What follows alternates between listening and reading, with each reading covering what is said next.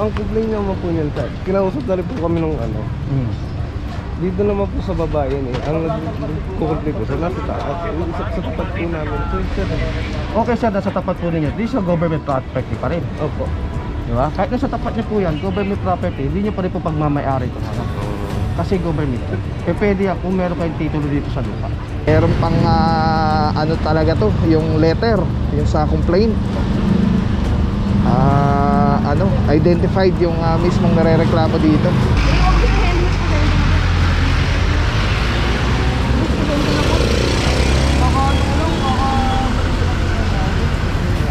Hindi naman makakapekto sa trabaho. Lisensya naman natin.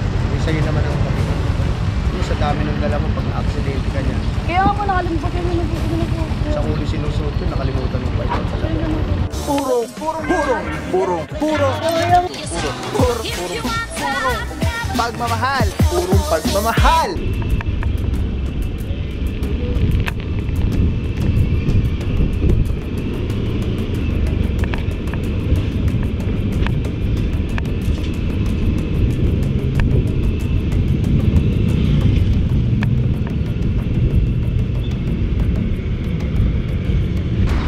Pipiglas.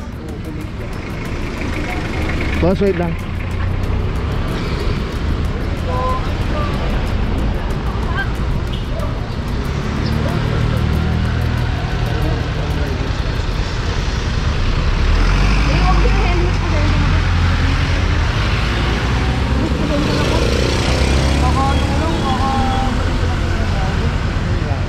Hindi naman makakapekto sa trabaho. Lisensya naman natin.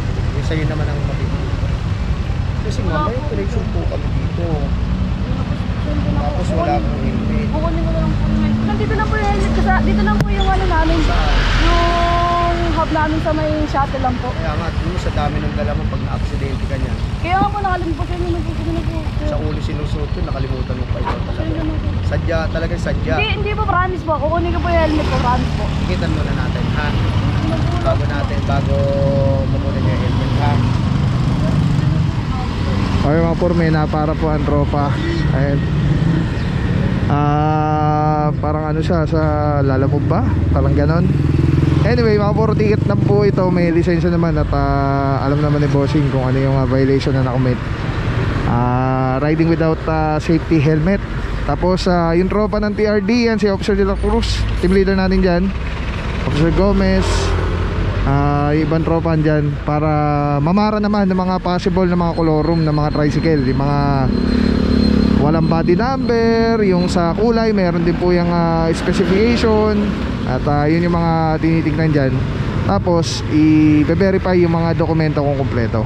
Kasama rin natin si Boss Kyle. Lagi napakasipag niya ni Bossing. Saludo mga boss. Pag andito ay sa Barangay Kaunlaran, yan ang lagi nag-guide sa atin si Bossing. At yeah, dabay lang mga puro. At mukhang naubos na yung tow trucks kasama natin today. Pero di pa natin alam kung saan pa yung mga areas na i-operate ngayong araw na to. Again, araw natin Monday, March 17, 2025. Boss, good morning. Kamusta? Ilan may nahuli pa tayo? 4 impound? Dalawa. Ito sa ano pa to eh, sa Cambridge pa na nahuli. Pagdaan namin. Ito dito na to sa may alawa. Sa may kabila. Alright. Ano siya, utility na walang utility permit. Okay. Walang permit. Alright, thank you so much, Officer Gallo ng TRD. Alright, let's go guys.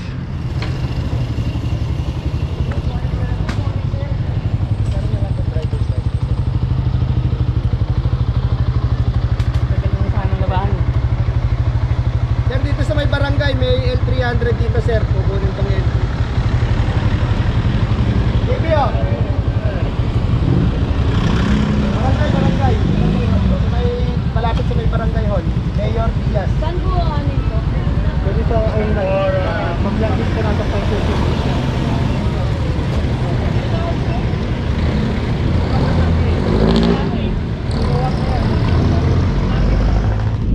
Alright mga puro, meron na pala yung hihila dito sa L300. Actually kanina pa natin nakikita. Wala talagang driver until now.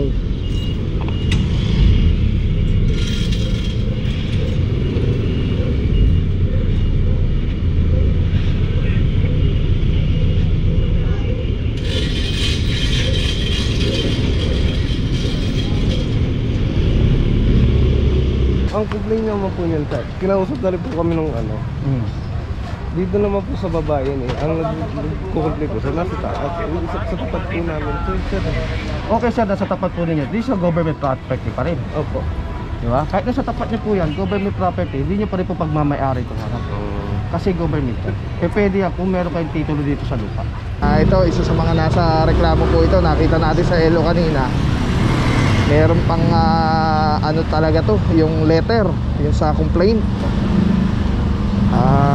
Ano, identified yung mismong nare-reklamo dito.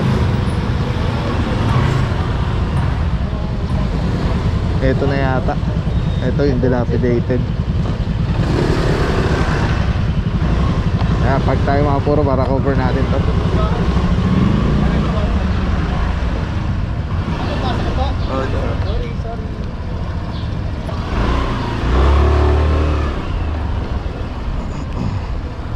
Ito pa, oh, dilapidated din, oh. Taxi. Ito rin, no, dilapidated din. Ang one side parking po kasi is ano po yan, moving yung mga vehicles. Dapat hindi po pwede yung ano, yung overnight, yung parang garahe na yung nangyari sa one side parking. Ngayon, sa kasong ganito, one side parking sa area. Morning po. Morning, boss. At ang ano kasi dito concern is specific complaint. Ito kasi sir although tama yung nasa parkingan, yung problema po kasi sa sasakyan po ninyo is dapat movable. Pag umaandar naman po yun na ano lang. Hindi po pwede na maghapon, magdamag o isang linggo, isang buwan, nakaparada lang yun. Na rin po namin sir. Issue po na natin muna po ng ticket kasi may mga complaint na po eh. Kasi ang complaint naman po niyan sir. Kinausap na rin po kami ng ano. Dito naman po sa baba yan eh. Ang nagkukumpli po, sir, nasa taas. Sa tapat po namin. So, sir. Okay sir, nasa tapat po ninyo. This is a government property pa rin. Opo.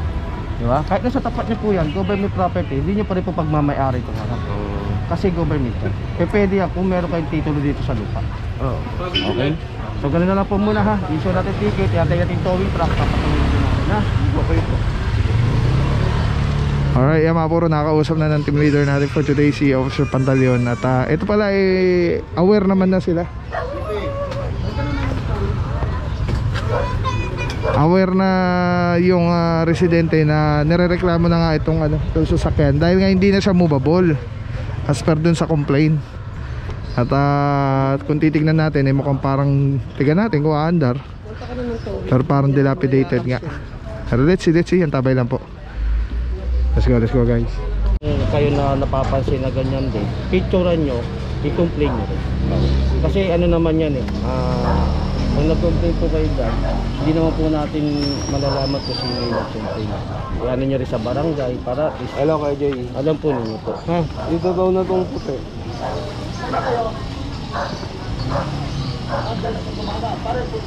Sir, pwede po muna po. Pailat muna po. Kung maililipat nyo po yan, Opo. Pwede pero naman. issue muna po ng ticket na lang po muna ha. Tapos paano po mga nangyayari na? Ang nangyayari yun sir, pag nakikita na po ng mamadayan at naibalik ko rin po yung ito, naibalik ko yung mga kanda, halimbawa, naibalik nyo ulit. Tapos hindi pa rin siya movable, hindi nalilinis yung ilalim, may tutowing na po yan. Sige po. Yan ako na lang pala. Kasi meron na rin po itong complaint kami sa barangay po. Ano pala yan, brother lang. Tapos yung complaint po galing na po sa office of the president. Sige po. Kami po'y umaano lang din sa kami sa complaint. Okay, sige po. Sir. Maraming salamat sir. Okay. Yung kung kaya nyo, titikitan muna. Yan, sino nyo lang po. Hindi na po lang hanapan ng mga parking kung hindi siya umaandar. Okay, sige sir. Thank you sir. Ilipat ko muna ako. Sila lang po ng para wala na ito. Para wala po publikasyon. Tutusin po kasi ganito sir ha. Yung sinasabi nyo ng iba na hindi niya gumagana. Siyempre lahat po yan may kalakip na documentation. Hindi na po tayo pwede na basa-basa hihila na wala naman tayo complaint o wala tayong dokumento na ipapakita sa kino-complain. Okay, sige Diba sir. sir, kagaya may complaint, may papel din kami, may papel sa barangay. Ibig sabihin, awareness na dapat kayo Okay. na pwede nyo nang alisin dyan, umubol, umalis, dapat umaandar. Para at least nakikita nung nagko-complain, sino man sa inyo dito, na umaandar yung sasakyan. Okay. Sige, sir. Ayun, sa tingin nyo, kahit ngayon, puntahan nyo yung mga sumasa, picturean nyo. Complain din kayo, pwede rin man. O kaya, 122. Pwede po yun, sir. Kasi lalo nasa one side parking. Sa one side Kailangan parking specific. Eh, ito may picture pa po kasi kaya... Yung specifics kasi. Sige, sir, ililipat ko na lang to. Tapos, patikit na lang. Sige. Isuan ko na kayo ng ticket. Magkano po yun? Pero maandar yan, boss, maandar. Pero kailangan maalis yan, sir, kasi pipicturean namin na nakaalis. Alisin ko rin yan. Pero dapat ngayon, sir, hindi kami alis, hindi po nakaalis. Ito pong motor, umaandar yan. Oo. Pero na-stock din yan. If ever, kausapin mo na lang ang may-ari na ito, si Attorney. Iniwan namin dito yan. Kapit-bahay namin dito. Iniwan namin doon sa garahe. Ito ha. So ito, wala na tayong towing. So, willing naman si sir na magpatikit. Kaya sabi ko naman sa kanya, titikitan natin pero hindi maalis yung sasakyan. Ganun pa rin. Ganun din. Kaya ano pa rin. Pero hindi, yan kung gusto ililipat. Ngayon, yan, para po siya, para po kayo. Paano yan? Ikaw, pag pinalipat ito, baka pwedeng hindi na ako makita. Hindi pwede, titikitan po. titikitan. Kasi meron na kasi kayong complaint. Saka nag-complain si ano sa ano eh. Malacanang eh. Office of the President. Office of the President, kaya sila napa-action dito, hindi naman sa barangay. Kaya ang gagawin natin ganito, sir, ha? Ayan, kaarap si DPSO. Exo sir. Si XO. Na kailangan, itong araw na to, itong oras na to, may alis yung sasakyan. Kasi issue na nakitikit. Magandang bonus na yun. Kasi ano pa ipato, ano natin. Okay na yun. So at least, ginampanan namin yung Sumumog ko lang doon sa... ginampanan namin yung complaint. Naialis natin, pero sana sir, wag niyo na po muna. Kung ibabalik niyo yan, dapat umabol, umaalis kasi one side parking yan, dapat may kapalit ng kayo dyan. Umaalis yan. Para kasi yung ilalim na nalilinis din ng mga ating Tama po yun. kawanin ng barangay. Okay. Pero magpo-complain ako pag may pumarado rito na hindi taga rito Pwede sir, mas maganda yon. Kung Kasi may hindi taga pumarado rito dyan yung na mga hindi pumaparado taga rito eh. Halimbawa, ang ano naman Kasi niya, ginagawa nila, magpaparada rito. Ginagawa, pinaparentahan. Kaya nun nakaparada rito dati. maganda sir, mas maganda yon. Kung may ganun na sitwasyon, picturean nyo, videoan nyo. Kung complain nyo, iyan nyo po sa 122. I-action na po kagad ng traffic sector commander po dito ng nakakasako po dito yan. Mas kailangan kompleto details po. Okay? Sige. Paano na lang, exo papatik na lang. Alright, yan mga puro at binigyan ng konsiderasyon si Bossing, tatanggalin niya na dito to. Titikita na lang para hindi na matawin sa sakyan. Pero may promise si Bossing na hindi niya na ibabalik dito to sa sakyan. Kung ibabalik niya man, movable na yung sasakyan. Yung talagang active na. Yung umaandar talaga. Hindi yung parang naging garahe na yung, yung kalsada. Right, so yan, kaharap si XO. Si XO ang kumbaga witness doon sa promise si Bossing. Ngayon, pagka bumalik dyan yan ng ganyan ulit yung problema at ganyan ulit yung reklamo, matik na yan, itotow na kagad yung sakyan. Alright, ang tabi lang mga puro, di ba natin alam kung saan yung mga areas sa pupuntahan pa ngayong araw.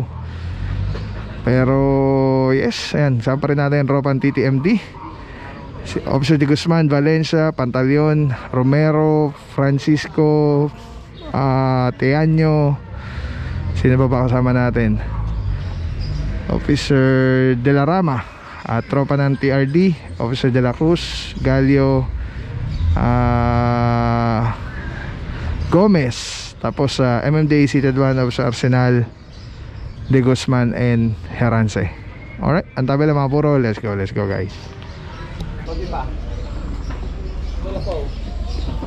Ano lang manikit na yan. Stock up na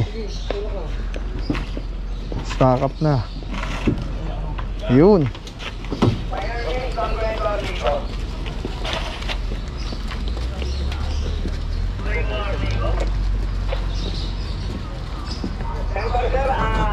For info po, ano po natin dito, i-present po natin dito sa anything routing, refrigerator po, kaya umalis na po yung medic po natin.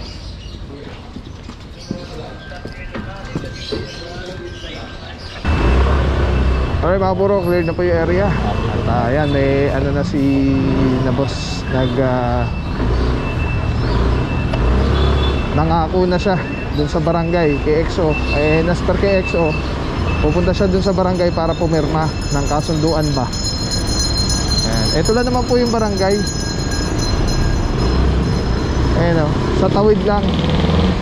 Kaya punta lang dito sa barangay para sa kasunduan. Pipirma si bossing na hindi niya na ibabalik dun yung dilapidated na sasakyan. Not unless moving na, working na, active na yung kanyang sasakyan. Laki ng parking ni Barangay Kaunlaran, no?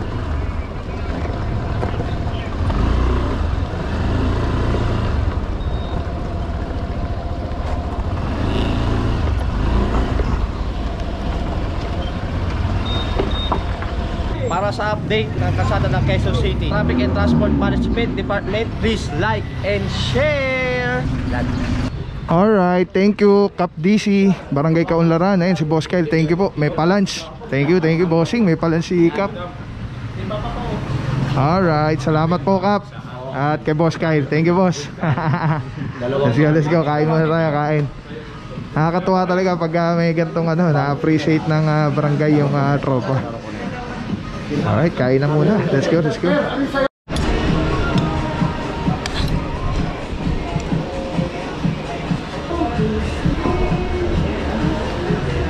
Sa dami ng sakit ngayon, importanteng protektado tayo at ang ating pamilya. Andito ako para i-share sa inyo ang Ozonizer 2C. Safe na ozone air purifier. 100 square meters ang kaya nitong protektahan sa ating tahanan. Kung mahal nyo ang inyong pamilya, mas mahal magkasakit. Prevention is better than cure. If you want to know more, visit Facebook page Super Oxygen or call 0917-755-0889. Maraming salamat sa iyo. Walang papapaw. So thank you so much sa wala sa akong support, tiwala. Thank you sa Panginoon at ingat kayo palagi. God bless you.